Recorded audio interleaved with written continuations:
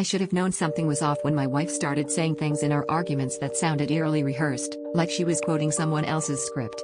Our fights weren't just fights anymore, they felt staged, like she was auditioning for an audience I couldn't see. One night after another screaming match about my jealousy, she stormed out, slamming the door so hard a picture fell off the wall. I sat in the silence, stewing, scrolling through Reddit to distract myself, when I stumbled onto a relationship advice post that sounded almost exactly like what had just happened in my apartment. Same words. Same scenario. Same phrase she'd thrown at me, emotional leech.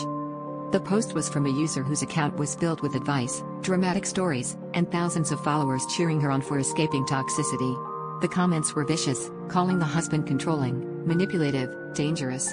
Each detail was distorted just enough to make him unrecognizable to strangers, but I saw myself in every line.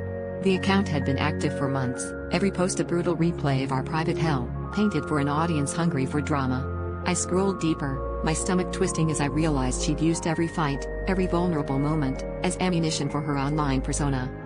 I confronted her, hands shaking, words tumbling over each other. She didn't deny it. In fact, she looked almost relieved.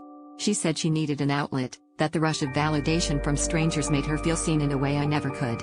She told me people online finally understood her, that they offered her the sympathy I refused to give. All I could think about was how she'd turned our worst moments into entertainment for strangers, let them judge me without ever knowing me. The betrayal wasn't just the lies, it was that she'd needed those lies more than she needed the truth with me.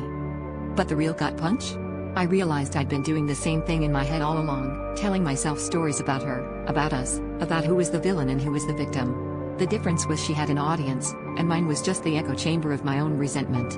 The twist isn't what she did, it's that I recognized the same hunger for validation in myself, and suddenly, I didn't know which one of us was the real cautionary tale.